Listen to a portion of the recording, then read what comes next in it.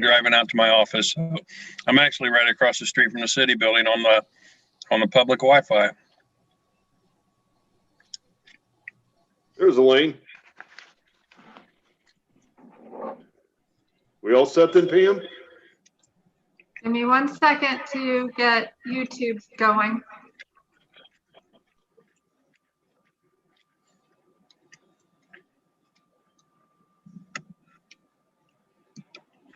One more thing and we'll be...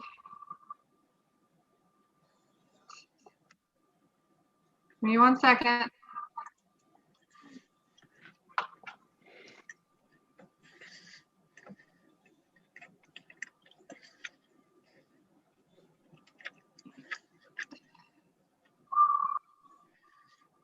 Okay, we are ready. Good evening. I'm going to call to order the meeting of the Bellbrook City Council, our January 18th, 2021 work session.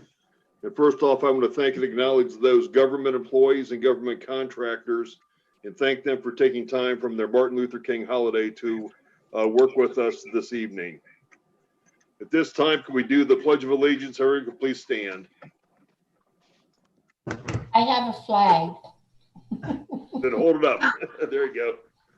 I pledge allegiance to the flag of the United States of America and to the republic for which it stands, one nation, Under Under God, God, indivisible, with with liberty liberty and and justice for all. Okay, thank you. I was at the checkout the other day. I said, oh, for our meetings. Yeah, there you go. Okay, Pam, could you call the roll then? Mr. Hope, Here. Mr. Havens, Here. Dr. Van Veldhuizen, Here. Mr. Greenwood, Here. Mrs. Middlestetter, Here. Mr. Edwards, Here. Mayor Schweller. Here, thank you. Just as a little bit of background, these goals were actually first established when the city hired Mark Schlockeck as city manager. And essentially, Mark was the assistant finance director at the city of Centerville. He was being paid more than what we wanted to pay for our city manager as far as salary. So what we concocted was a base salary that was agreeable to him and also a bonus program. But we've kept the bonus program around, and I think that helps us. That certainly helped us get Melissa, and it'll help us to retain her, because a lot of these assistant city managers are number 2 or number 3 in a lot of cities are making over 125,000 easily in base, and we got to do something to compete. So that's kind of how it got started. And it was also an incentive for city managers that had little to no interest to be involved in downtown Bellbrook to attend city events. And if you look back, I can show you some of the early goals that Mark had were pretty simple, like just to kind of be around town and be involved a little bit more. And that was sort of transitioning from the Dave Hamilton form of leadership to Mark Schlockeck. So the goals had a lot of different reasons for their existence in the past. And now they're kind of getting to be a little bit more meaningful. We're starting to use them more. We're starting to rely on them a little bit more. And I first off asked if we could just change them to make them city goals versus just Melissa's goals. And I think what we need to do is align them as our city goals for 2021. And Melissa will be kind of point person on a lot of the goals. We may on council be point person on some of the goals. Just depends on how we're going to determine to kind of split it up. And the second thing we kind of did is we tried to lay out the goals to align with council committees. And that doesn't mean the council committees need to necessarily participate in the goal, but that kind of gives some oversight and gives Melissa sort of a go-to group, so she doesn't have to have the entire council together. She has questions on goals implementation, where to go with it. So I thought it'd be a little bit better if we could get a little bit more, closer aligned with our committees. And one of the things we don't do other than committee updates is we don't seem to get our committees involved in a whole lot of the city government, which I don't think we necessarily have to, but I just thought this might be a good way to kind of tie the two together. If you're looking at the handout we sent out on Saturday, this is something that actually Nick and I and Melissa kind of worked to put together to kind of give us a starting point, to give a little bit more structure to tonight. I didn't want tonight to be a 4 or 5 hour meeting trying to start from scratch. I'd rather start with something in front of us. And we thought this kind of summarized the major issues in front of the city right now, not necessarily maybe in the exact same priority as we all want them to go, but it kind of gives us the focal points. And for the process, I see that we kind of set the goals and objectives tonight. The timelines and the priorities, that's going to be kind of continuous. We can certainly set the priorities and timeline tonight a little bit, but if the pandemic continues, if things get worse, we could see some setbacks when we have to make some changes. We may have to kind of adjust and be a little bit more fluid than we normally would. Then I think in July, we get together, do a mid-year update, and then at the end in January of 2022, as in line with the, or as part of the performance review, we go back through the final goal review. Anybody have any questions at this point? And I think, you know, the first goal, the major goal, and I thought, you know, we tried to put them in the right buckets, and we can talk about that if people want to change it, but we thought the general bucket, the first thing and probably the foremost is monitor the pandemic. Depending upon how this thing pans out, when the vaccine kicks in, what people end up doing, that's still something we've got to watch from the standpoint of employees and facilities, and also, you know, city finances, because with that $440,000 we got last year, that certainly made a dent in our police and fire budgets, and it was very helpful and very much approved or appreciated. You know, the next item for general is the zoning code and property maintenance. And these are things that I think if you got the handout, we've got a listing of items that we should focus on. But I think it's very important that we keep it in our forefront, because we've got some pretty lousy zoning code sections out there, and we've seen a couple of them, and a few folks have looked at them and, you know, kind of brought them to our attention. And there's a couple things we need to clean up. I know Article 14's out there, which probably needs to be revisited, but there's some of those things that need to be tightened up.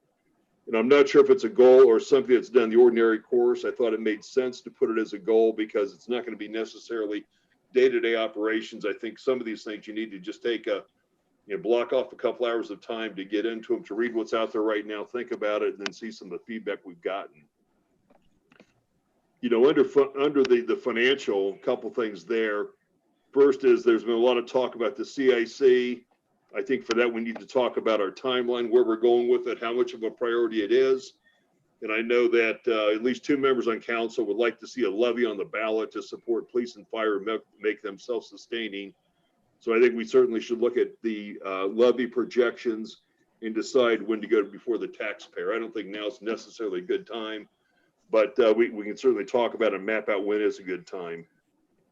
You know, safety, the one that's kind of staring down our back right now is tornado sirens. And we're getting ready to hit tornado season, so I'm sure it's going to be front and foremost in front of us. We've had a fair amount of analysis and research done. We probably need to go back, revisit that, and see if now's the time to do anything. And then next under that is obviously, you know, the fire department, which is possible consolidation, maybe fire district. And then service, the ones we thought fit in there the best were obviously Little Sugar Creek. You know, try to find some solutions, try to find some next steps, and try to identify some funding sources. And then we also talked about downtown, crosswalk, sidewalk connections, and I guess that would also include if we would do something with the lights at the corner of Main and Franklin, as far as using the mast arms versus the span wire. And then community affairs, we got some downtown improvements, and one of which will be the truck route to make Main Street a road that does not allow trucks. And then we get streetscape design and implementation. And this is kind of what, when we talked with Nick and with Melissa on Saturday, this is kind of where we saw the overall focal points of the city. At this point, does anybody have any changes or corrections, or think there's anything we've missed in it? Let's see. Yeah, I just had a couple questions. In terms of, I guess under community affairs, the downtown improvements. I know the downtown redevelopment plan, or that study that was done a couple years ago, are there any other items that were listed in that Gantt chart, or maybe just in that framework in general, that we could address in either in whole or in part? And then in parallel with that, are there specific capital improvement projects that want to be highlighted? And if they don't fall within one of these 5 buckets, how would you want to group those? Well, we've got to do our capital improvement budget at an upcoming council meeting. And I would think a lot of the capital stuff that we've done before has been kind of recurring, sort of the day-to-day operations. If we find something that we think goes into a goal, I'm fine with amending goals and sticking something in there. A lot of our Okay. capital has been, I mean, we've been kind of bare bones from capital from the standpoint that we've done, you know, buying new equipment for the office, new computers, buying police cars, you know, those type things. But if we have something that we think should be a city goal, or if we know of a city goal that should include capital, by all means, let's put it out there. Yeah, I remember in the downtown redevelopment, it would probably be a significant one, and I think it was on a 5-year horizon, if I'm not mistaken, but it was to put utilities, power lines underground. I think that would be a significant thing in downtown, just to clear up some of the skyline or some of the aesthetics, along with, you know, streetscape design and implementation. I didn't know Yeah, if I anything think like that's that. kind of where it goes. When I made the comment about the mast arms with the span wire, that's kind of the biggest point, that main intersection downtown, but that's Okay. outrageously expensive. But we can certainly leave it out there. And I don't know if you want to, maybe Melissa on 5A, small 2 or small II, put under there in parentheses, you know, downtown utility wires. So I will speak to, so the Gantt chart that you're talking about, TJ, we worked on updating that. We look at it about every 6 months and go back through it. And actually Pam and I were shooting across emails this afternoon about it. And I know that we worked on it last week a little bit, updating it, because we present that to planning board. So some of the things, so that Gantt chart came right out of the comprehensive plan.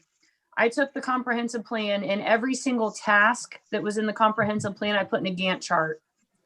And so we were just updating that. So some of these things are still longer term goals, and some of them were shorter term, and, you know, everything in between. But that's basically every task that the comprehensive plan put out there. So that is still being worked on. We do show it to planning board, and it does help guide us in a lot of the things that we're doing. I will say, so the underground utilities, that's solely reliant on DP&L.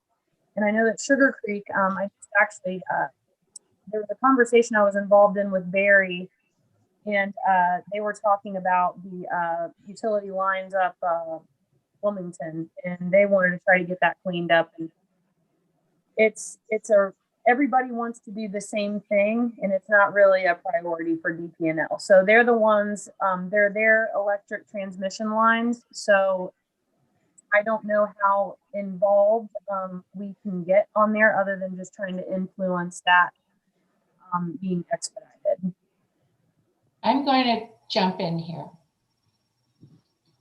I would love to see all those utility lines underground. It is an incredibly expensive procedure to do. And every time something goes wrong, you're tearing up the roads, which interferes with traffic. And I just, at this point in time, I think we need to put it as a long range goal and not even consider trying to do it within even 5 years. There's other things that are so much more important. It's visually, and I'm a visual person. You know that I want everything pretty and lovely. But I think that particular goal needs to be pushed out pretty far. Just my 2 cents. Well, it's DP&L's responsibility. They own the line. So we can say we want it. We can say we want it in 5 years or next year, but they're the ones that are going to do it. I mean, I guess ultimately, if we said we were going to pay for it, that may change the discussion, but I don't see us ever having enough money to undergo such a project. And if we did, would it be a priority? I don't know. I don't think taxpayers would approve us paying for it, and DP&L, especially since they're not local anymore. Yeah. Their priorities are more once removed. Let's put it that way. But I think we could look at the mast arms instead of the span wire, maybe downtown. But again, that's probably equally expensive. But I think that's worthwhile to have on our list. at least something that, yeah, kind of cleans up the center of town. Right, That's right. a center intersection, but the rest of it, yeah, I'd love to see it, but I don't think it's going to happen anytime soon. Do you I want to will- should we put as a goal under 5A, lowercase I3?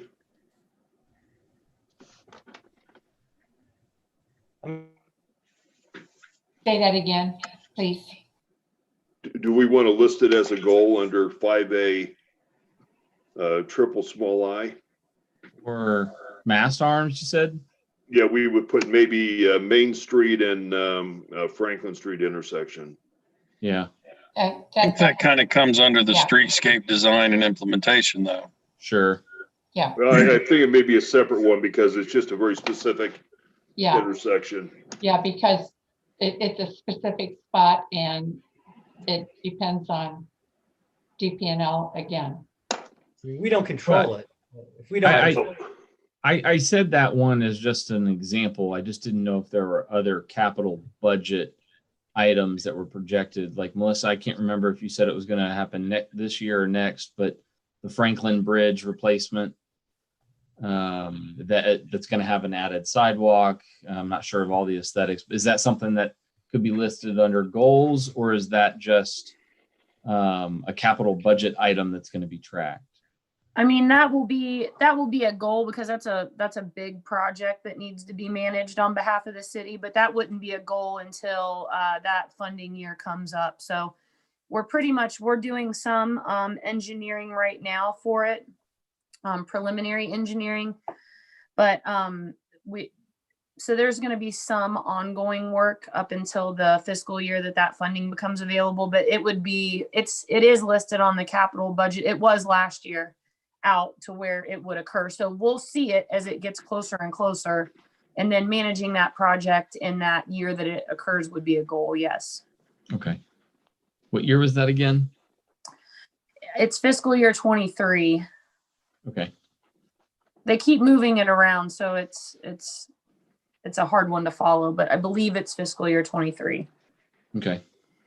You know, everything got thrown up in the air this year. So the one thing that I feel is missing on this list is community engagement. Starts with, supporting the farmer's market, the 10K that Melissa got started, just events downtown, encouraging them, fostering the relationships with the community, with the police force and the fire. I feel like we kind of just overlooked that completely in this list. Not sure where it goes. I would think it would be community affairs over the other choices, but not even sure how to characterize that in one line item, but other than just to say community engagement. Bernie, we talked about that and we made the decision to take it off the list because we saw that as part of the day-to-day operation. I'm expecting Melissa and I'm expecting our staff to engage in the community. And, we had some of those very specific community engagement goals with a city manager that was replacing a guy who was reluctant to get involved in the community. But whatever council thinks, I didn't think we need a separate goal for it. I think that goes on. Yeah, but if there's no reward for it for Melissa, then it's hard for her to dedicate time to it, right? Well, I don't think it deserves a special award. I think it's part of the overall job. Yeah, I didn't mean award. I meant if it's not a goal, then why should she focus on it at all? because it's part of her job. Yeah. Well, aren't all these other things part of her job also? Well, they're kind of part of our job. They're more part of our job. And I think this year, until this pandemic is over, the community engagement needs to be it's a very movable goal. Elaine, you keep breaking up. I can't make out what you're saying. I think because of the pandemic this year, community engagement is so up in the air. Yeah, I that's don't true. see why it needs to be on this particular goal list. It is part of the city manager's job. already. So and those events and things are already part of her purview. So I don't know that adding them to this particular goal list would be of any benefit. And I think in Melissa's case, this is part of the job that, and I don't want to speak for you, you're sitting right here, but I think it's part of the job that you actually enjoy doing and have excelled at. And, you know, we haven't had previous city managers that really wanted to do it. And getting back to this whole discussion, this is sort of council goals. And I think we're fortunate that I don't know that it's something that council needs to spend a lot of attention on, because we have a city manager that, despite the pandemic and everything else, is excelling at it. Just my thought. I agree, Nick. Yeah, I agree. I guess I misunderstood the purpose of this meeting. Then I thought this was the goals of the city manager. You know, when I talked early on, it had been, but we're kind of changing it for city goals, and then Melissa's going to be responsible for implementation of a lot of them. That would have been nice to know before we started the meeting. Well, we sent out the thing on Saturday. That explained that. Pardon me? That explained that this was not a meeting, that we changed the purpose of the meeting. The topic said city goals versus Melissa's goals. I explained at the beginning of the meeting tonight that we're talking about city goals. I mean, if you want to have strict goals for Melissa, I understand, but I think it's better. Do you guys want to have strict goals for Melissa, or do you want to have city goals? I'm fine with it. I just didn't understand that's what this meeting was about until you announced it at the beginning of the meeting. Okay. And I still think that city engagement, resident engagement is something that's important. It's okay if we disagree, but should definitely, in my opinion, consider that. We want to add that as goal 6. Let's go take a vote of council. If we want to make goal 6 resident engagement, raise your hand. What would it entail? I mean, I guess I just don't understand the reservations for it. I don't either. My purpose of it would be to, you know, we're coming out of this pandemic. We have obviously some insight that the Sugar Maple Festival is on as of today. There can be activities that we should encourage and support for the community, especially now that we've been a year off of completely turning that faucet off. I feel like it's more important today than it has been before. But these are things that we've already have in place and are encouraging. To me, the goals are things that are that we want to initiate. And these things have already been initiated and are being supported as part of the ongoing work of the city. The goals, I thought, were things that we aren't doing yet and want to start engaging in. So I don't see why the things that we're doing as city community engagement that are already in place need to be incorporated here. I wasn't saying the things necessarily that are already in place. I was saying foster and encourage more of that, like the Saturday street fairs, like the 10K, like the farmers market. Just because we're doing one or two things doesn't mean we should stop. I think the community really benefits from that, and to just say, oh, well, we checked that box, we did that one thing, so we're good. That's just my opinion. We do those things throughout the year, every year. So, like what? Well, all the things you just mentioned, those are repetitive. They're not just one-time events. So we support them every year, not just this one year, not just one time. As things come up, we take, I mean, I think it says as council, we have responsibility as we identify things individually and certainly bring it up to council. I don't know that we need to, I guess if we put it at a goal, then who's going to be accountable for it? Well, city council is, and we do that anyway. So I guess I don't know. I guess it's part of our job as council people to look for ways to promote the city and engage our citizens. we seem to be doing that pretty well. We have a city manager that spends a lot of time and has, a lot of interest in it. So I'm not sure it's a real issue, Ernie. I guess. I think it becomes an issue when we take it off of our goals list. That's really primarily what I'm saying. If we set a set of goals that doesn't involve that when we're doing that, then that means we're taking attention away from that and putting it on other things. So I don't want to hold up this meeting. If we all want to disagree, that's fine. We can move forward.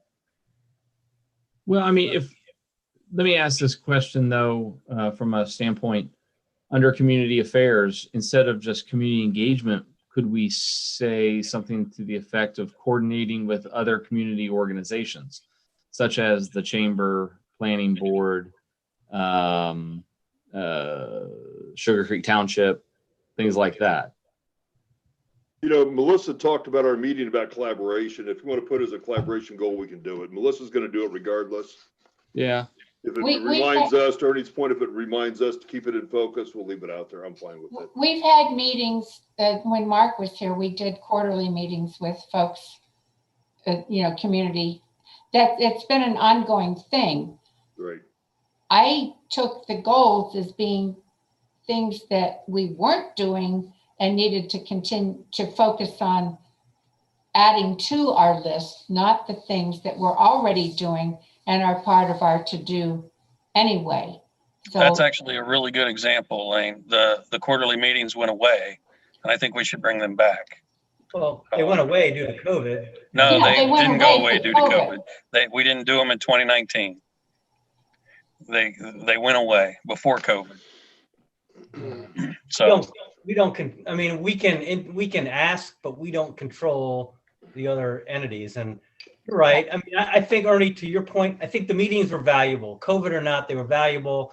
I'm not sure who organized them or why, but it wasn't driven by the city of Bellbrook. It wasn't driven by Sugar Creek Township. It wasn't driven by the Board of Education, but there's a lot on the Board of Education's plate over the last 2 years. I think, if we can get those back, that would be helpful. I don't think Mark, we need to do it. Nick, I think Mark and Barry put them together. Yeah. I think that'd be an easy one to maintain or restart. Yeah. I just sat in a chamber meeting for the first time. Thanks, Melissa. It was good. I mean, city council was represented. Bob Baird was there. There was several other people. Those kind of venues, I think, at least just get people talking, understand, hey, here's this idea. Like, hey, we got Wi-Fi in the downtown, and the chamber was like, oh, cool. Ran with that. Good job. Get more voices talking, communicate. I think that's goodness. It's the easy one. That's why I'm a liaison to the chamber, and Carolyn is Stephanie is a liaison from the city or from the township, so that we communicate with those groups. And also the superintendent attends the chamber meetings. So that's a communication avenue, without having to have people go to another meeting. So, but I think the quarterly meetings were beneficial, and I'd like to see them reinstituted. I don't like a monthly meeting. I think it's too much. But so I think that'd be an easy goal to set out there and say, yep, we're doing it. so if we want to put it down as a goal to reestablish or restart the community meetings, I would be in favor of that. But otherwise, what we're doing is part of our everyday work. And I don't think that it needs to be added to a goal list because we're already doing it. It's not something new. 2 cents. We want to put it as a goal that under community affairs to reinstitute the quarterly meetings between school board, township, city. I would be in favor of that. I'm fine with that. I'm fine with that. Okay. If I may, Mayor, and this also applies, I think, to the the discussion we had around the traffic, the DP&L work, the traffic intersections. This is a goal. So to say, oh, restart, well, if other people don't want to do something, we can't make them do it. So I guess as I look and I listen to us all here, if we come back in 6 months, progress toward the goal is there's reaching out, there's been some scoping of the problem, what have you. I guess that's what I'm seeing this as. And also one of you all said a while back that what we're really highlighting here tonight are specific things we want to try to get done in the next year. That is in addition to what we have been doing. We have talked about the normal ops, if you will. So that's how I'm understanding this, and am fine with that. Yeah, that was my view too. Thanks, Dr. Dave. I kind of see taking everything that's been said, a basic improvement of communications with all our entities.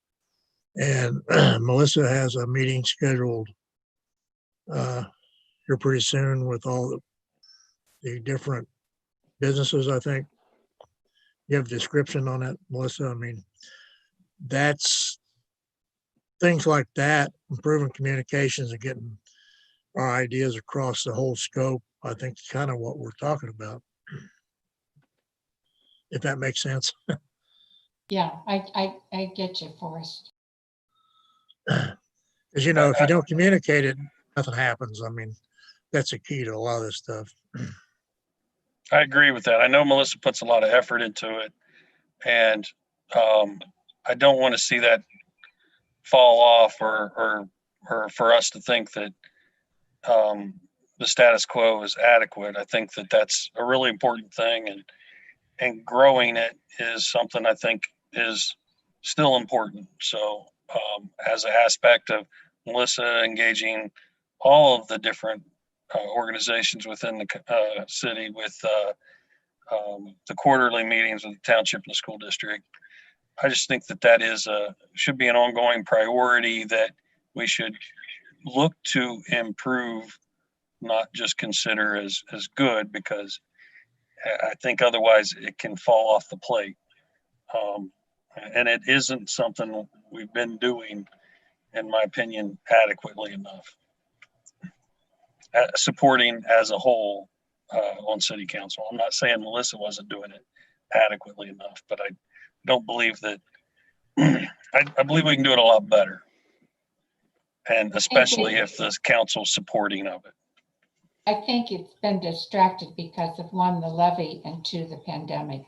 So when we need to get back to keep those ideas in mind and absolutely work to get them back into play. Yeah. And the levy may go on for another year or two before it passes, and it really isn't our issue. So I really don't think we should change our behavior just because we don't want to have some adverse effect or positive effect on the levy.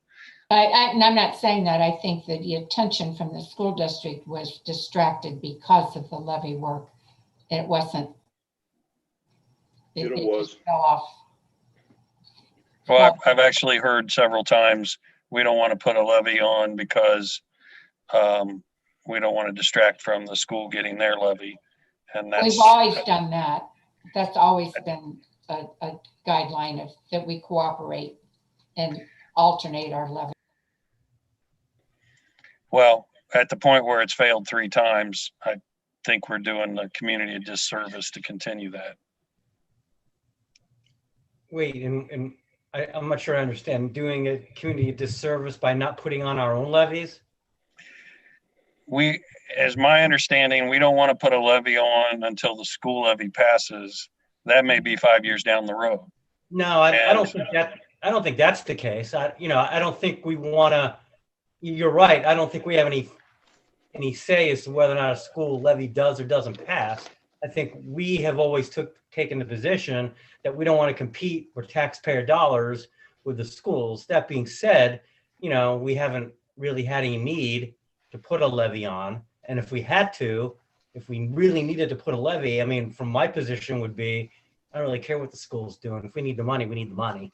That's why I look at it. We've not had a deep need to put a levy on. No, we haven't.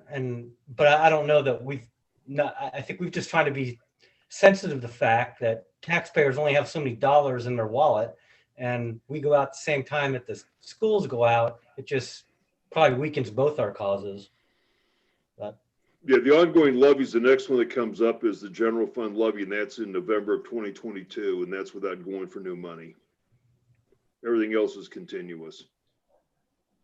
Would you say that about the 2022? Is that new money? Yeah, that's the general fund. We voted in 5 years, millage back in, I believe that's the 18 levy that passed. That was fire. No, I'm sorry, that was passed in. Yeah, I that have was the effective date down here. fire was May of 18. Yeah, what was passed on the one that's coming up in 2022? That was general fund. Oh, that was in spring of 17, early 17 Yes, then. 17. Yes, that was Yeah. spring of 17. So would that be a renewal? If we decide it to be, yeah, yeah. But everything else we have is continuous. So unless we decide to further pursue making police and fire self-sufficient on their own, our next time we'll go to the taxpayers is in November of 2022. But, you know, Ernie, in response to your comments, I mean, yeah, if we need the money, we're going to go regardless what the schools are doing. I mean, rest assured, the schools will have a levy on the ballot until they pass one, right? Exactly. And if the state takes over, they'll have no control over it. It'll just happen. So, okay, are we going to put quarterly meetings on our agenda or on the goals then, or under community affairs? I'd like to. Is that good? Everybody wants to do it? Yes. Good with me. Okay.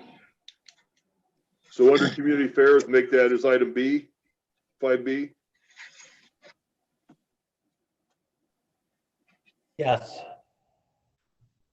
Okay.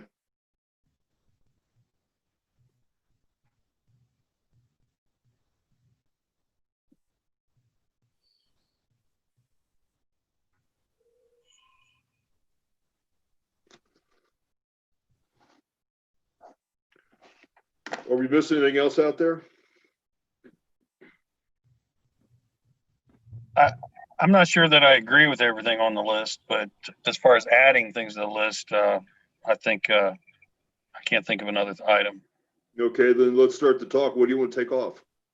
Tornado sirens.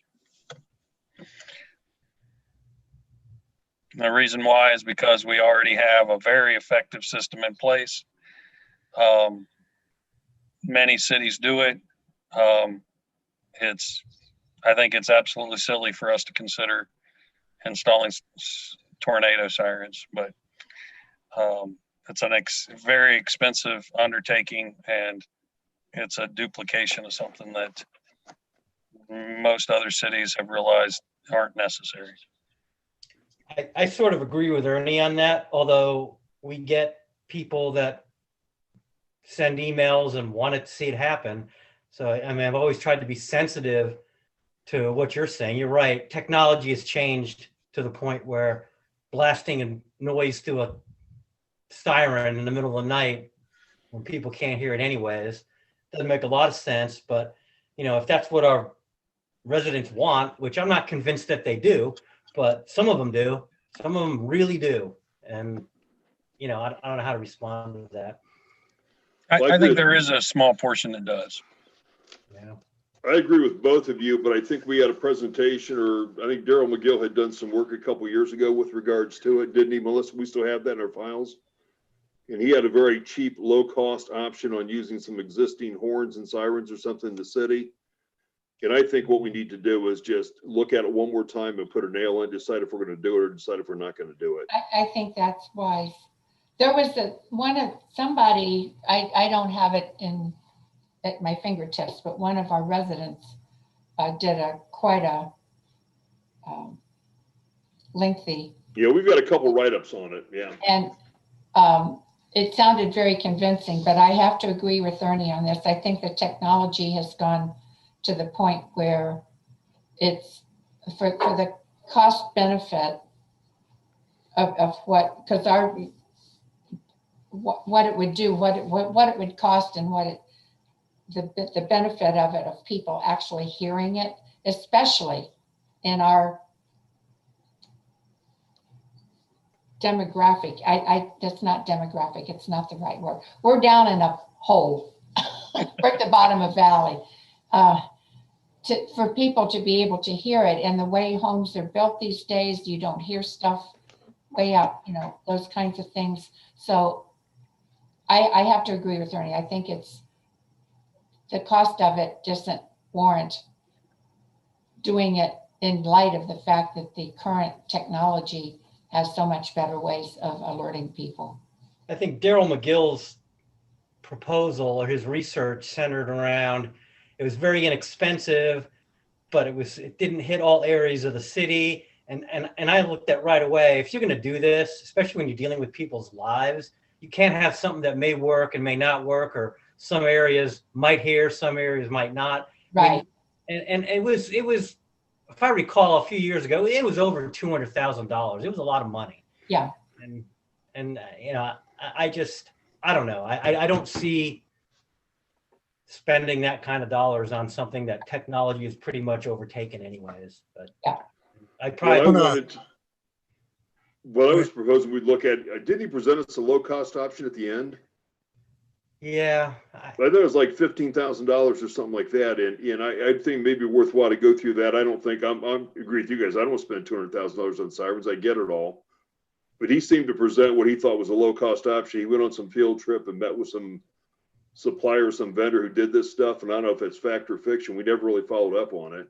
No. If we collectively want to just say we're not interested in doing it, then I'm fine with that. If we want to pursue it, then that's where I would start with that and go from there. But I wouldn't look at the $200,000 options. I think it's probably important that it stays on there and we look at it and make a decision on it, just for the fact that we've had residents that have expressed an interest that we do get it. I don't want to just discard it and say, now we're not doing it because we don't like it. I agree. We need to respond to those who have asked. So just real quick, if I may, I'm echoing you two, but I mean, listening to us all here, I say leave it on you're saying many citizens have written in saying, where are they? A few. So it sounds like a lot of work has been done already, or some research has been done already. But I think if there is citizen interest in it, then us taking some time to, hey, we had a report, we talked to current chief, we looked at, and at this time, the facts are, recapping where we're at, that is a documented way of addressing the concern. I'm not saying we go get them, but at least then we got a clearer idea what the issues are than us just sitting here, oh, it might be a couple $100K or we're here, we're there. So that's just my take on that. I'd like to leave it on, but again, found it with. It's another one of those things that's in between technology. So it makes it hard to determine, okay, should we do this, or is this, we're going to put all this effort into something that's going to be obsolete in 5 years. I think we owe it to our citizens who are asking. I agree with you, Dr. Dave, that we need to respond because enough people have asked. That means there's probably, for everyone who makes an effort to ask, there's probably 20 more behind them who thinks that way but haven't bothered to communicate with us. So I think we owe it to our citizens to look at it and give a final answer. I'd like to make a few comments. Elaine, you're referring to Curtis Benedict. He sent us all an email.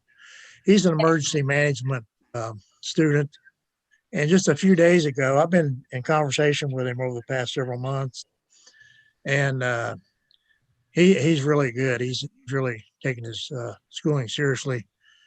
And he has been checking into companies for prices. They've done a little bit of, I guess, desktop engineering, trying to figure out what it would take to cover our residents.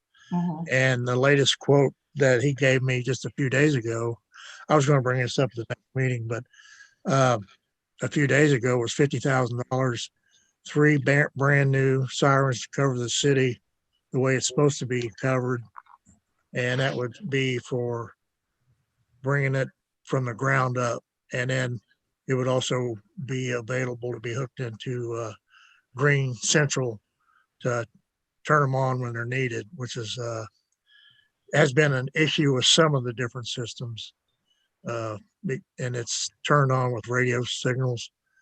And according to, I think it's Century, the one that's making these, it's extremely low maintenance. There's only one moving part, where the old ones had all kinds of moving Yeah. parts, There was, oil. And what about ongoing costs beyond the installation?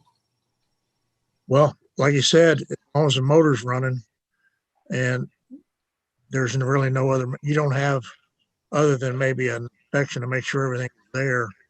And plus you have the monthly tests. Other than that, there's maintenance. I, Because I, the old, I think it's worth revisiting.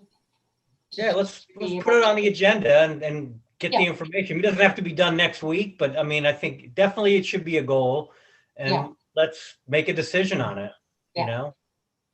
Yeah, Melissa looked at it back in 2019 and Daryl McGill looked at it. Daryl's number is 42,000 and I'm not sure what all includes. Melissa looked at it and it doesn't look that expensive. It's under 50,000, but I just think we look at it one more time and decide if we want to do it or not do it. I think the way it's worded right now is it says we want to do tornado sirens. So I think we should reword that to, we want to assess whether or not we want to do tornado sirens or something to that manner. I'm fine with that. Yeah, that's good. You want to reassess tornado sirens or? Yeah. That sounds good.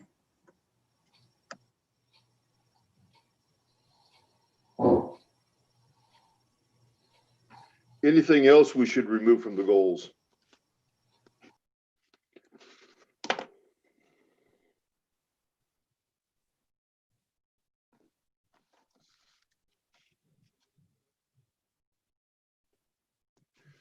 That being the case, you know, what about priorities? I think a lot of these are going to be 2021 goals, and I think we just need to see where we're at the end of 2021. They're not all going to be completed, but these are things we need to poke at and try to make some, advance the ball a little bit at each one of them. I think some of the community affairs one may be a little bit longer termed, but I think that most of these I would like to see move forward in some way, shape, or form in 2021. I definitely think that the Little Sugar Creek project needs to be looked at sooner rather than later. Yeah. I'd harping on that for months, and I know I sound like a broken record, but if anyone knows what a record is anymore. Yeah. Actually, they're coming back. Oh, okay. Well, I'm broken. I agree with that, Nick. I think we need to put a nail in that one way or the other. And so making that a priority to do something, whether it's nothing or something. I mean, I think that's a project that ties into a lot of things. It ties into safety issues with the road, ties into downtown development, revitalization with ability to get people down there. I mean, and it's a, you know, it's a safety issue. I mean, I think we just need to not be caught in a rainstorm with the road and the creek and us scratching our heads. Yeah, because if that road slides into the creek. To make that one our top priority. Yes. In my view, yes. If I may, looking through that list quickly, that's the only one that really stands out as kind of head and shoulders of, you know, we need for certain to do something on this. I'd like to suggest to you that maybe in early March, Melissa comes back to us and just kind of runs through a quick, here's the progress I've made toward these goals. And I say that from that puts them in front of us again. And look at last year, 3 months in January. Could we have foreseen what we'd be doing in April? I don't think so. And I just suggest that from maybe 3 months from now, one of those becomes more important. Maybe it doesn't. So I'm starting to wander. I'll be quiet. Well, we could, our first meeting in March would be March the 8th. We could ask for an update at March 8th. Does that give enough time, Melissa, to kind of summarize what's going on with that, or? And again, if I can, and I'm looking at you, Melissa, I'm I'm not looking for, here's a point by point by point. Boy, you know, we were, for whatever reason, we made great progress with quarterly meetings and getting everybody together. But on this other goal, you know, people have been out, COVID, they're not answering their phone. I mean, just a high level going through. And again, I think for all of us, hey, we're looking at these again and seeing if something is rising in importance or not.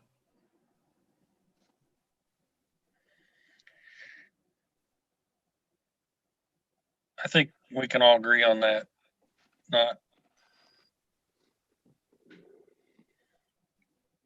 I want to throw out something else, if you don't mind.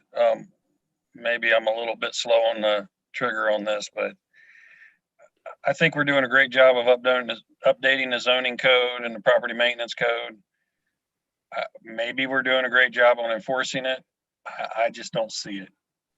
I'd like to see us add a line D on one general, letter D, beginning to roll out an enforcement plan. I think it's kind of sad to go to the level of making a good zoning code and then still letting it go just as we've let it go for years. And I can give you example after example of I'm waiting to see us do something about this or that or the other downtown, and it's just not happening. And I'm not trying to point fingers or say that we're not doing a good job. I think we should just make it more of a priority, and I'd like to see it make it to the goals.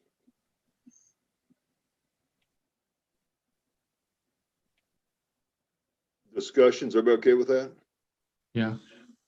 Kind of goes without saying we need to be doing it, but I think Ernie or Forrest, you had talked about that a couple of times about some of the blighted properties downtown, and we weren't really doing much to deal with them all. And we can certainly make sure we get in the game.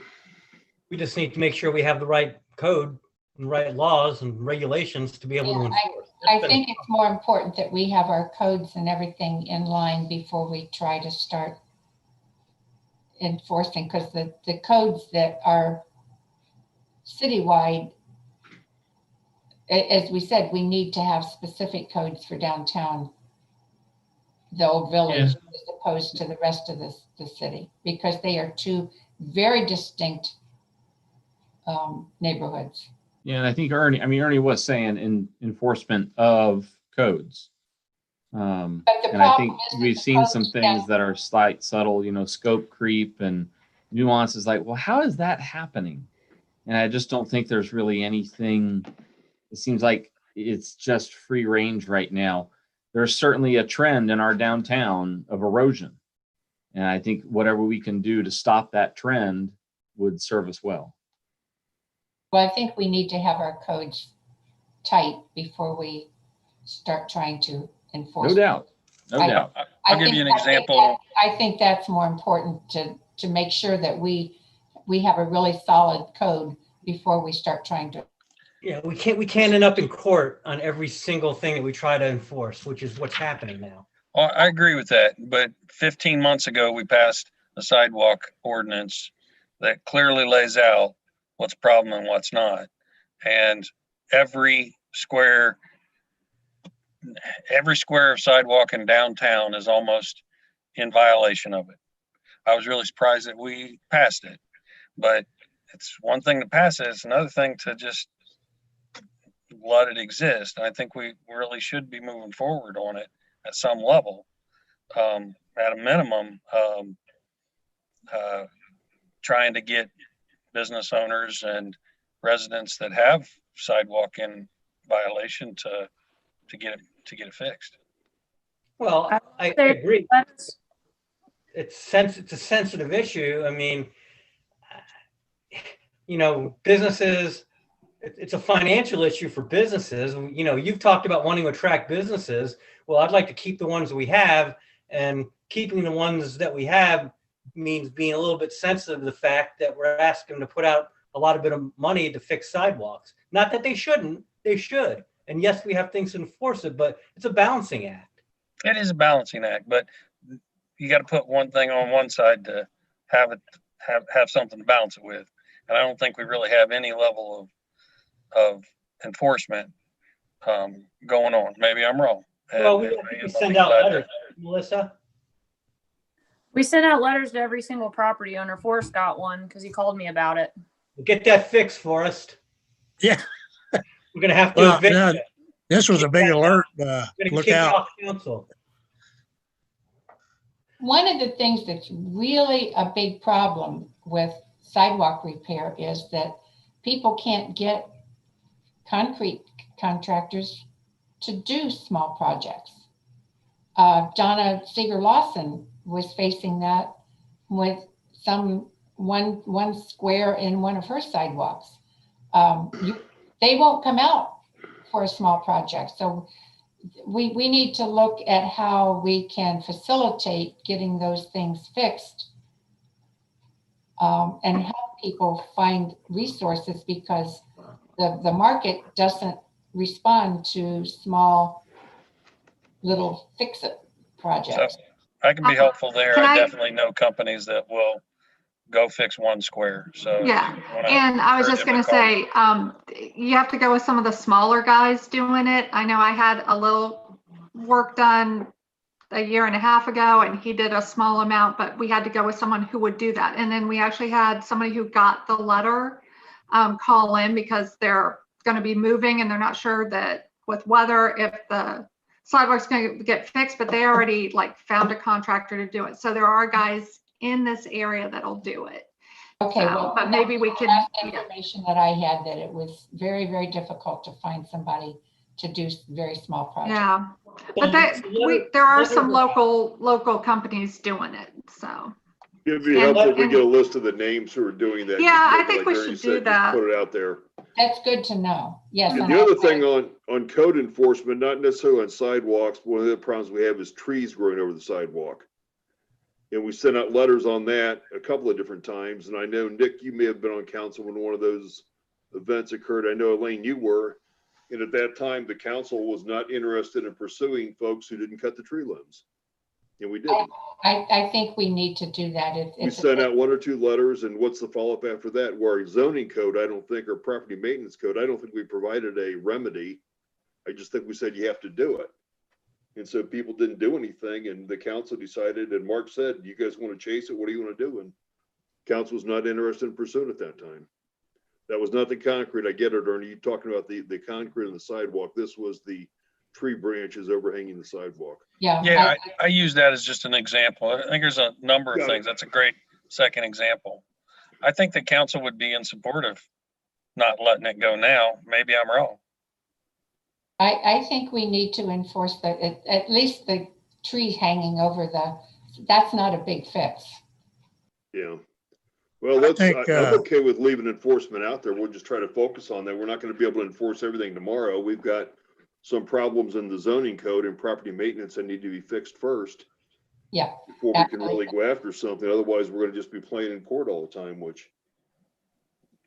One of the things that I've noticed is when you go west on 725, after you pass the intersection at Little Sugar Creek on the right, you have dead trees laying against utility lines, just tons of dead trees standing there, and they have periodically they go across 725. That to me, that's a major safety issue, and that, you know, I know Melissa's trying to fix that. She hasn't got it any cooperation. And you know who owns that property? Some of it, yes. Good portion. Then you also have a utility company that I would think would have, you know, back pocket money interest in that. You would think so. You'd think so. With a major fiber optic line with dead trees laying on it. That would scare me, but these guys don't seem to care. But no, safety issue. I mean, the tree thing, like going back to the zoning issue, there's some things that would probably need to get on the ball. Safety. I mean, it's a safety issue. Yeah. I think we've been working on property maintenance code and zoning code now for, I think Jessica's been on board for about a year. So I guess it's my hope that we complete B and C before the year's out, well before the year's out, and then D can become more of a priority. I definitely don't want to get us in a bunch of lawsuits. I'd like to have whatever we pursue in enforcement be nice and tight. But making that transition from updates to enforcement, I think it's real important to accomplish in 2021. I would agree with you, but I think we need that real tight code first so that we have something to stand on. I agree with that too. I think we just leave it as D, rollout enforcement plan, and just let it go as is. And we all know that we're not going to chase it down until we get the code section. If we get a zoning code section cleaned up and ready to go when we find a violation, then let's enforce it right away. Let's not wait till we complete everything else. So you want to leave it like that? Is that good? Yeah. Would it be possible to put a ETA date on B and C? Melissa, you got any thoughts there? I mean, Maybe go through and identify the most critical ones on the zoning code, and the most critical ones on property maintenance, and say we're going to at least get these 10 chapters. well, I mean, but revise it through planning board. There's just so much that's dependent on the planning board. I mean, Pam can attest to this. I mean, Article 14 has been in front of them for months. We can't force that along. What do they need to do to Well, move it along? Well, they're working on it. I mean, you read through it, you start through, we start at the top, we start working through it. It's a long code, and there's a lot of parts to it that all need to be updated. So we've just been working through it as best as they can. They've been meeting every single month. So, and prior to 2020, they were meeting when there were, issues that came up, but they all committed to meeting every single month to work through the code. So, I give so much credit to these guys because they really take it seriously, and they bring back great information. And so everybody's working through it as fast as I can. As you can see, there's going to be some stuff that has just started coming through a little more quickly because it kind of starts a domino effect. There's a couple of pieces of legislation that actually are waiting until 14 is done because the changes in Article 14 will affect some wording and some other parts of code that are about ready, but we have to put them in place in the right order. So, a lot of it will be done in 2021 because we're going to be meeting every month.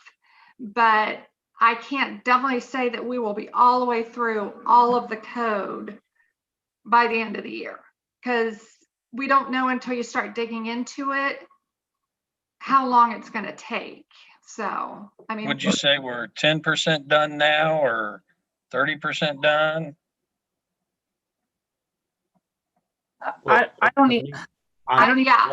looking in the spreadsheet that Melissa sent, and there's been satisfactory progress, I would say, on everything listed in there. I'm gonna here. Let me unmute. It's a very complicated process. Yeah, swapping windows under the municipal code. 1, 2, 3, 4, 5 of 8 are done. And I'm seeing a couple of the other things that Pam said are stacked up, as in date identified or under board review, under the zoning code. And when I say done, we've passed it as council. Under the zoning code, 2 of 6 councils passed. The others, I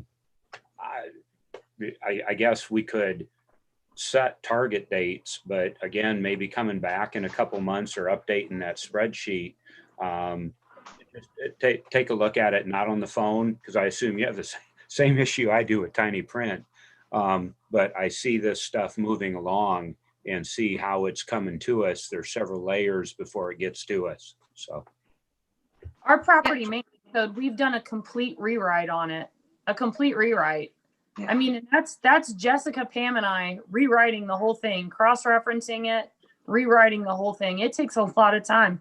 And then we might give it over to the planning board And they could have, I mean, the property maintenance code, how many pages is that, Pam? I mean, it's long. I don't know. I Off mean- the top of my head, I don't know. So, I mean, we can't expect a volunteer board that meets once a month to go through the whole thing and do a good job and approve it in one meeting. So with that being said, long story short, I would feel uncomfortable putting dates on anything. Giving progress reports, that's totally fine. Yeah. Updating the spreadsheet, which Pam gets 100% of all of the credit for this, which is amazing. I know, I'm gonna keep that up to date. I love that thing now. It's got the date that it went to the lawyer, and I mean, this is really good. I think that keeping this up and just keeping council, because I get it that council might think that things aren't happening, but like, we've been working so hard on these codes. And you just can't rush it along any faster because of the approval process. It's nice to want these things, but we have to realize that we are working with bare bones staff and volunteers. And I think they're doing an absolutely amazing job. So Okay. we just have to. And, you know, I mean, it is moving. And I think now that we everyone's kind of more, you know, used to how we're working through these things. I'm hoping that it will kind of speed up the process. And as long as we don't have like Article 14 where it's had a total rewrite. It's so nice now. So very excited for you guys to see it. But there's examples and you know, it's been checked against ORC and the International Housing, you know, code.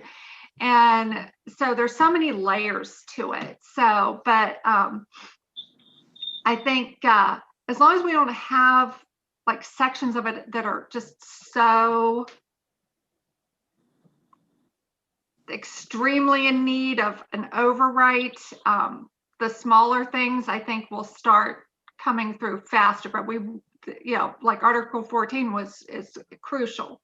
So to have that updated. So, but that's probably one of the longest one to get through the whole process. So And I don't mean to for any disrespect here. I know you guys are working hard. I guess from a 40,000 foot view, it is really hard to understand how many years is it going to take to be able to enforce our zoning code and property maintenance code. And that's really what I'm trying to gauge when I said, is it 10% done? Can we get it done this year? I don't mean disrespect. I know it's a lot of hard work. At the same time, understanding it, looking at your spreadsheet, it looks 90% done. So I'm thinking, let's put a nail in it. But I don't have a way to gauge that. And the percentage, it would depend. Like some of the code we might need to change. I don't know, you know, like we're looking at changing,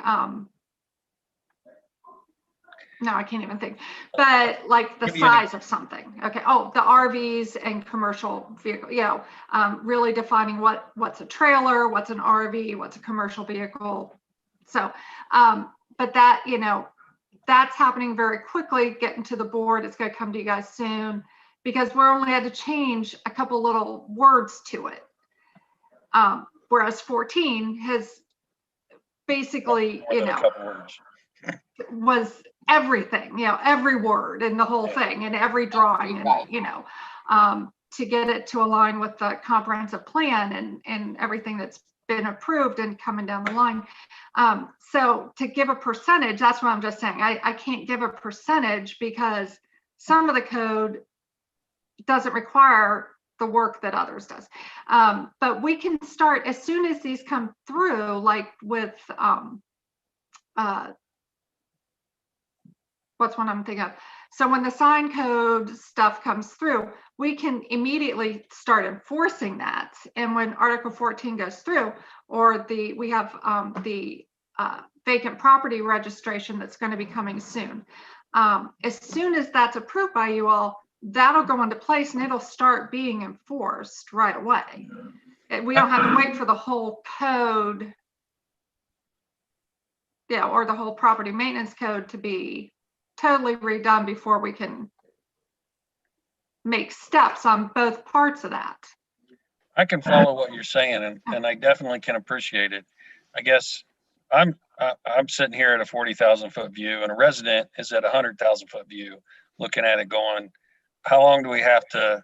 And asking me for over a year, "How long do we have to wait until the city enforces this? How long do we have to wait till the city enforces this?" And my answer is, we're working on the code. My answer is, we're working on the code. At some point, the city residents are starting to not accept that. And what I'm trying to gauge is, am I going to be saying this in 2 years, in 3 years? So I can set an expectation for the resident so that I don't look like I'm just coming up with an excuse. If a resident's asking me this multiple times over a year or 2 years, if I can look at them and say, well, it's going to be 5 years, so just be patient, then I should tell them that. And that's what I'm trying to gauge. I don't mean any disrespect. I know it takes a lot of work. Well, I'd say it's definitely not going to take 5 years, but whether we get all the way through everything in 2021, I don't know. Okay. So, Thank you. I mean, you can, I mean, it should be in what I would consider a reasonable length of time before we're through it. So hopefully within a year to, 14 months or a year and a half, I would think. A year and a half from now, you think? A year and a half. Yeah, unless other crazy unforeseen things. Okay. A planning board can still meet every month.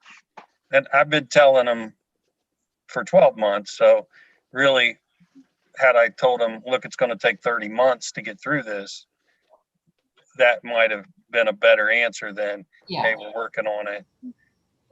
I'll let you know. And so you see where I'm coming from, right? Big issues in the old village is that one is a lot of absentee landlord ownership. So those folks are really difficult to deal with.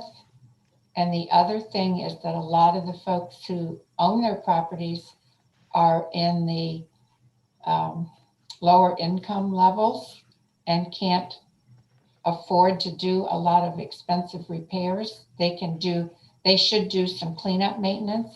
And then you've got those that just, I'm going to do what the hell I want to do and don't tell me what I can do.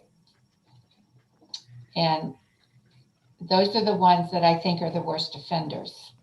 The rest of them, well, at least the folks who own their properties, there's some properties down there that are beautifully maintained. So you've got that crazy mix of people, and we have to figure out how to deal with them. But I agree that we need to be a little tighter on enforcing at least the tidy up and clean up, so it doesn't look so ratty. There are things that we can enforce right now. We have things that are enforceable. So let's just make it a priority to try to enforce things we can enforce, not worry about things that we can't. Thank you, Nick. I appreciate that. And I agree with you. I think we can. And that doesn't put a pressure on anyone to do anything any faster. Let's just look at what we have that is enforceable, that can stand up to a legal scrutiny, and just enforce it. We have a person that can do it. We have a zoning person. And, I don't know. I'm not saying that she hasn't been doing it, because we've sent out letters about sidewalks. Sending out a letter and telling people to do it is different than them actually doing it. And to my point earlier, I mean, we can push people, but I don't want to piss off a bunch of businesses in Bellbrook and have them leave because we want to make them fix their sidewalk. I mean, I think we can compromise and reach decisions and on things, but let's just do what we can do and not worry about what we can't. I'm with you. I've talked to Jessica on several occasions of different items, and the answer that I get is, well, we're only enforcing things that people complain about. And I don't want to be the city councilman that fills out the complaints, but I can tell you right now, there are a handful of things in the downtown that's just ludicrous that we've let go for over a year. And I'd like to see us enforce it. A great example is Grace and Love Cakes down the street. There's an abandoned car, hasn't been registered for over 2 years, has a broken out window, and it's sitting in front of the business sign. And it's been there for over a year and a half. And when I bring that up, it is, well, no one's complained about it, so we only operate on complaining. And that's kind of been the history. But again, you got to look at the staff and the limitations that we have. Okay. If we've got Jessica and Pam and Melissa working on, a very complex situation with Article 14 in the zoning code and everything else, and they're working remotely half the time anyways because of COVID, there's only so much we can ask. But if we can take little steps on things when it's appropriate, I'm good with that. I'm not looking for massive overnight changes on anything. I'm just looking for movement. Some movement somewhere would be great, but again, it's what staff can do with the time that we give them. I mean, I guess if they say they can't do it because they don't have enough staff, then we need to look at hiring someone. I don't know. I'm fine exploring that. I think enforcement's, I think, is something we definitely need on the list. So, and I think we all agree it needs to be 1D, so maybe we can move on. Do you know that Greg Dart owns the building that Grayson Love Cakes is in? Yeah, but the offender's the next door neighbor. That property's been abandoned now for a couple years. So You're I'm not picking on Greg. Next door to Grayson Love? Yes. Is it that green truck out there, Ernie, that Jimmy Moon's truck? I don't know whose it is. It's a green Honda something or other. Yeah. Yeah, that's been a long. If he could just push it forward 10 feet, that'd be like a 50% improvement. But it really shouldn't be there. And Melissa, let's do what we can to do some of the stuff that's a low-hanging fruit. If there's things that are on Franklin Street and on Main Street, let's try to get those. That's one of the first things they see when they come to the city. yeah, Hate to pick on those people. I don't think it is, but at least on some of those things. I mean, I didn't drive down that section. I've not been down there enough to see it, but I know what you're talking about, and that probably has to go. I mean, we should not forget, Jessica's point about historically us not proactively going after violators. There's some merit to that because, I think if we're all gung ho and having staff go out there and follow up on every zoning violation, that's going to open up a whole other can of worms. And TJ, you mentioned it at our phone call last month. We don't want to have a reputation of a place where we're hard to do business with. Well, these are the types of things that get out there where Bellbrook is hard to do business because they enforce their laws. No one wants to.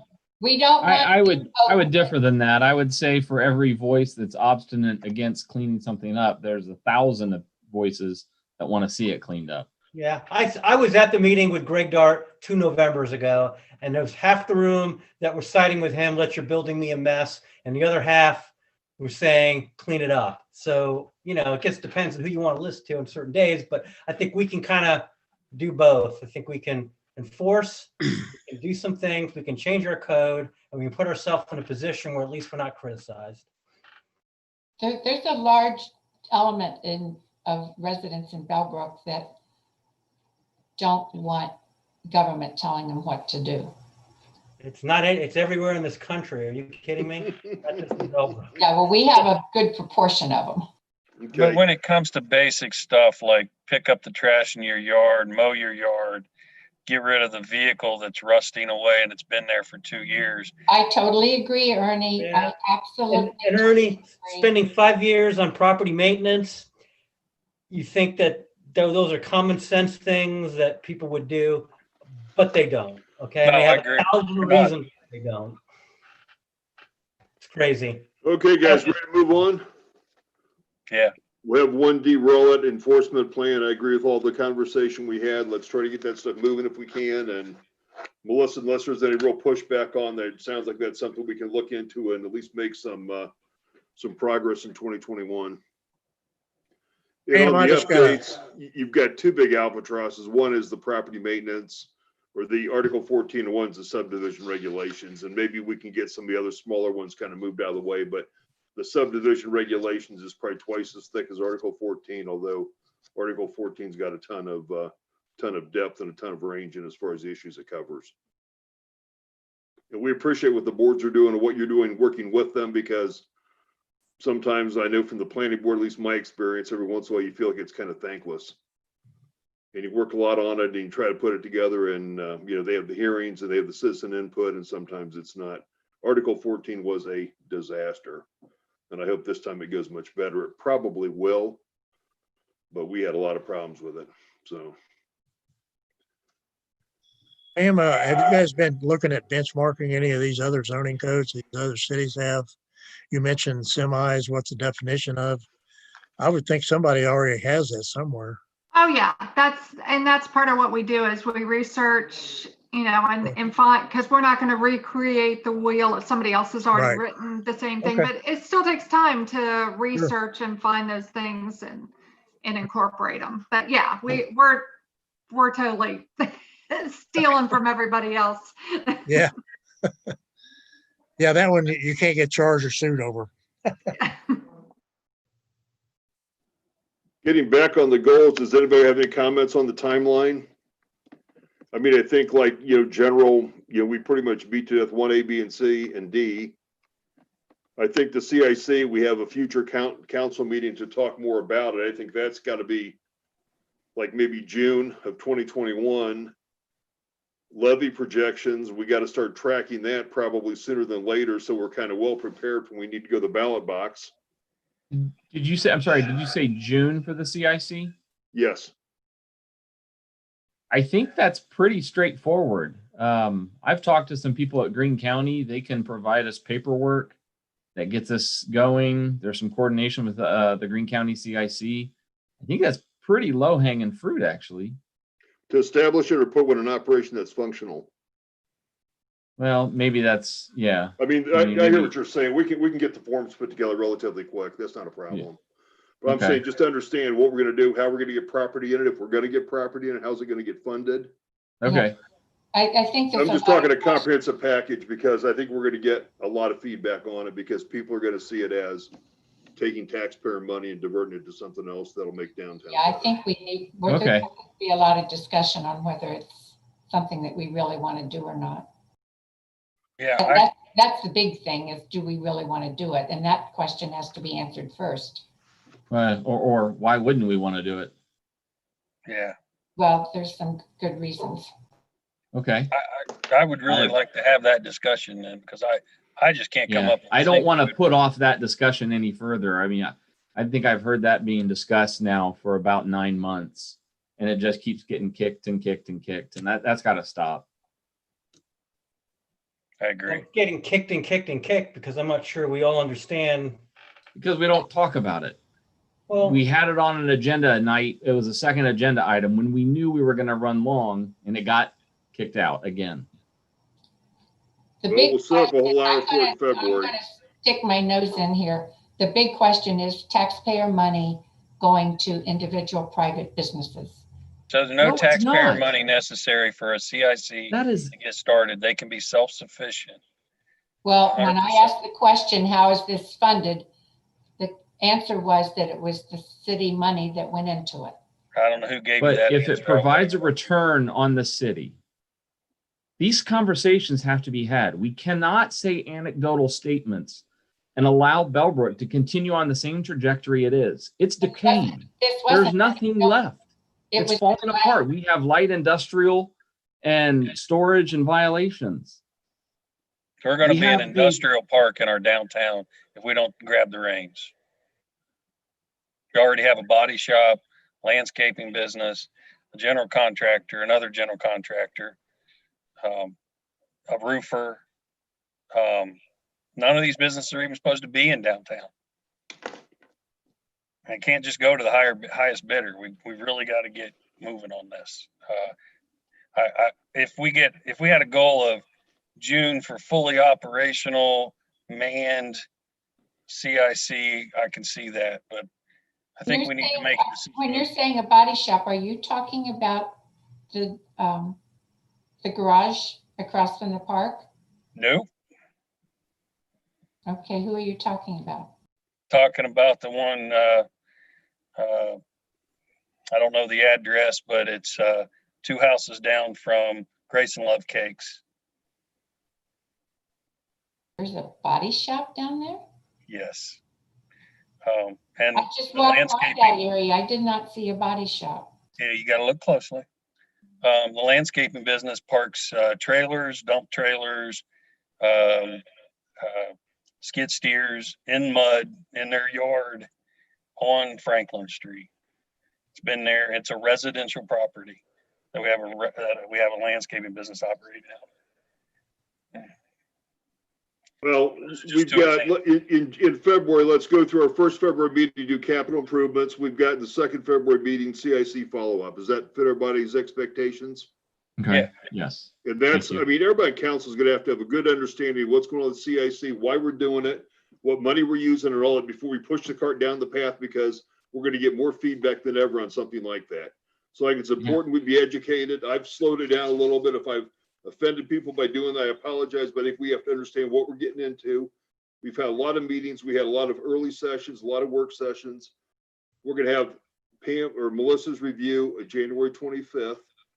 The first meeting in February, I think we've got to go back and revisit our capital budget for 2021. The second meeting in February, we can have the CIC discussion. By then we'll have more information.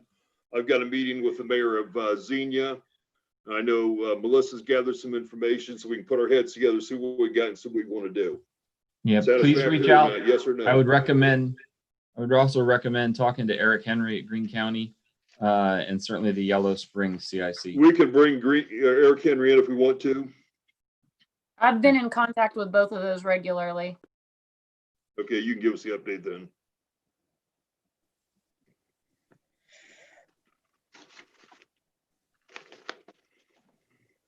Is there a What way else? to, I'll go ahead. So Well, Dr. Dave had to drop out, so I guess he did drop out. So he had a prior commitment at 7:30. Go ahead, is there a way, Forrest, I'm sorry. is there a way to kind of put a person or who we look at for the CIC so we don't have too many cooks in the kitchen? I don't know I if don't that wanna- makes sense. I don't want think to we put do, Melissa on the sounds like. spot. I mean, isn't that what Melissa's doing? Melissa's doing the research on that so that Yeah. we're not pestering the folks around with a lot of different ones. So Melissa's the point person on gathering the data, and she'll report back to us then, at the second meeting in February? Yeah, we'll have our next conversation about it. Do we want to devote 2 hours toward it or an hour toward it?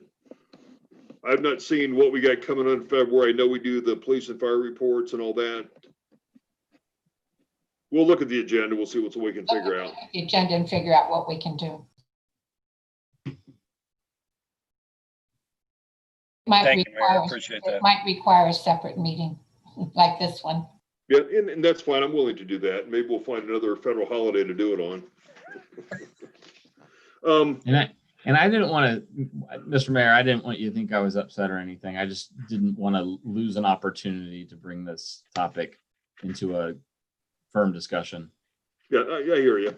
We did put it off. We had a meeting one time and we had an hour ahead of time and it wasn't enough time and we kind of got into a bind. We kind of got crashed at the end of the year. The budget becomes a primary concern, the performance reviews. And, you know, if we want to start changing the rules, we can do it. If we want to have performance reviews like 30 minutes and we can time box these things. We've never done it before, but if we want to start time boxing these meetings and say, okay, we're going to talk about Melissa's performance for a half hour. Then we're going to talk about a start on the capital plan. I'm fine with those things too. I felt initially, I think we had a bunch of pre-meetings and a bunch of work sessions. I thought we had too many. And I know a couple times we had work sessions followed by executive sessions, which is, I mean, that makes a long night, to be honest, for, you know, all of us who still work and so forth. But let's get in the second meeting in February.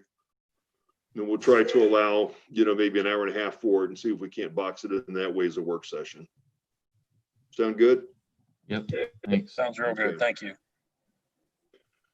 You know, I think community affairs, realistically, aside from the quarterly meetings, the rest of that stuff is going to take some time. And I think we just kind of try to make progress in those items and move forward with that.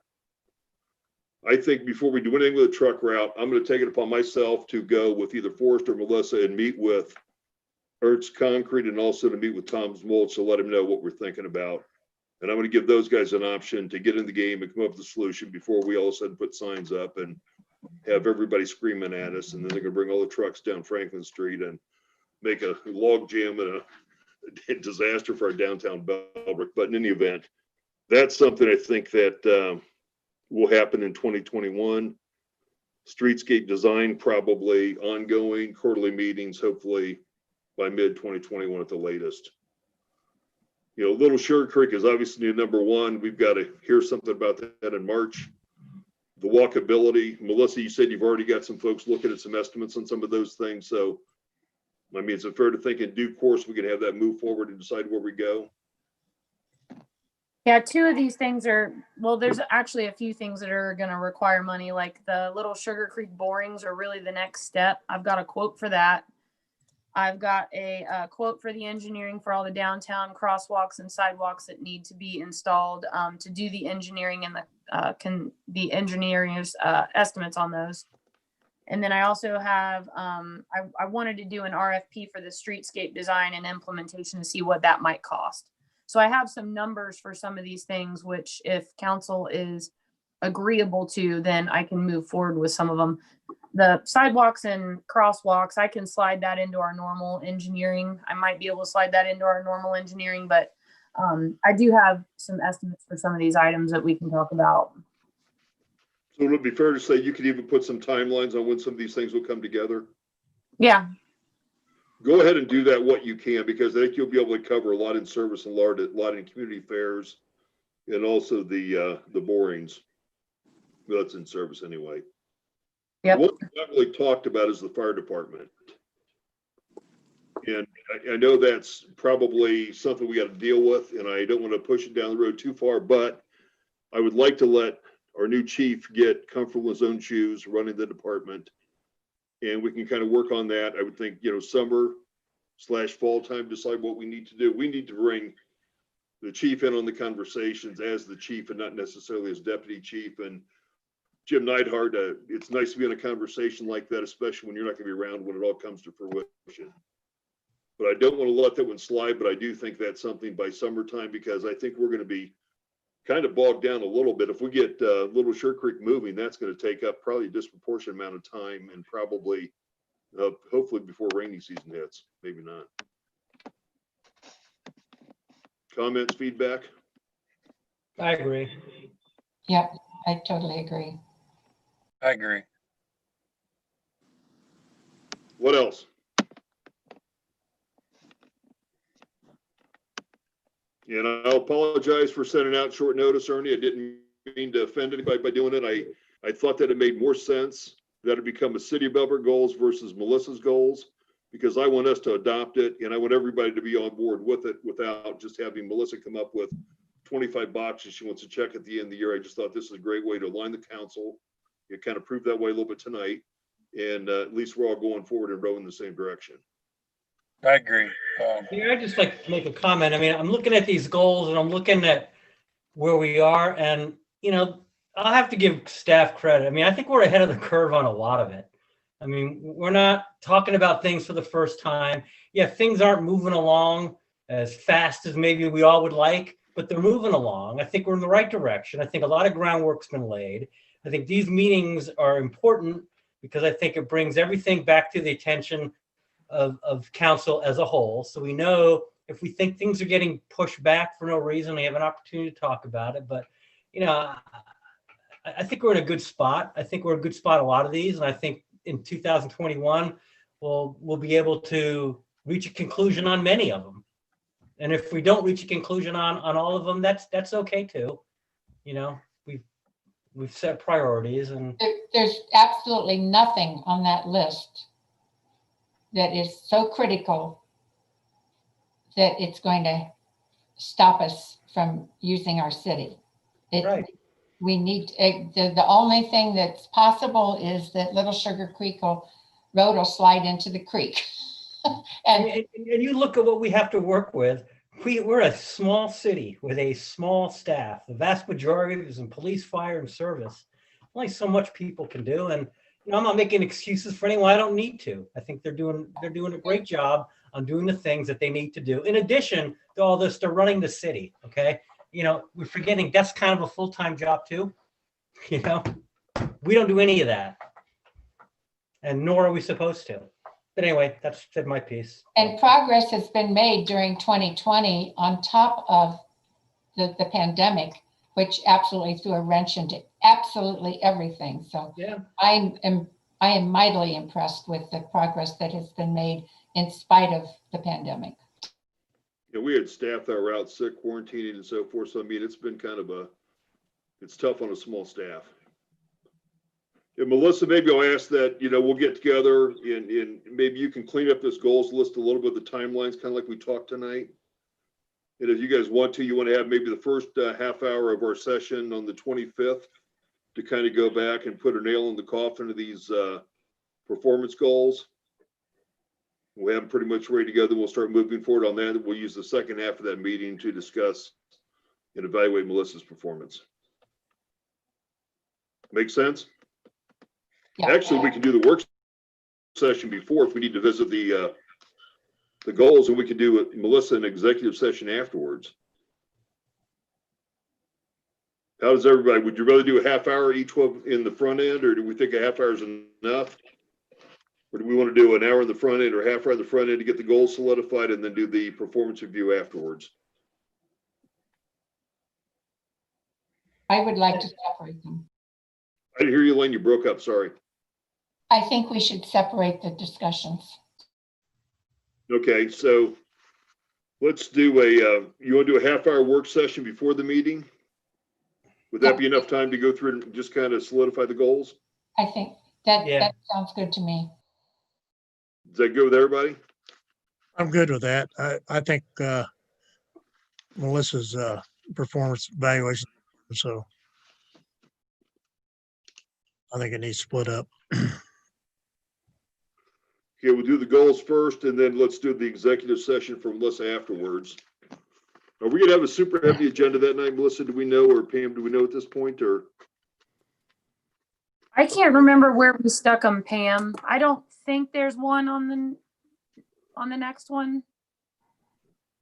You're on. It's usually mute. February when it kind of, we get the police and fire and service. Yeah, department updates. Pam. We had put the schedule out and Yeah, do you have that open?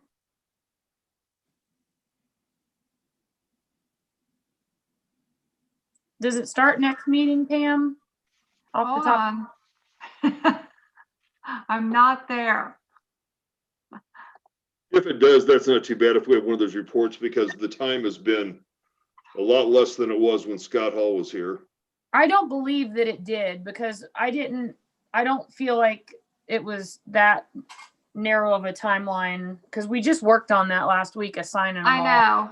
Give me- Well, you can we can feed that into meetings, because realistically, I mean, Scott was one that gave a huge presentation and it took like almost a half hour, 40 minutes. And it seems like the one we're having right now, we're a little bit briefer to the point, and not that Scott's wasn't, but he covered a lot more ground, a lot more stuff. And we just haven't been doing that historically. So as long as they're going to be within the 15, 20 minute time frame, we can put them whenever they've been scheduled.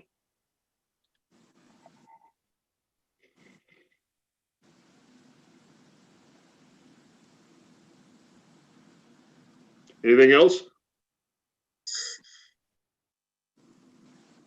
Forrest, your light went on? Again?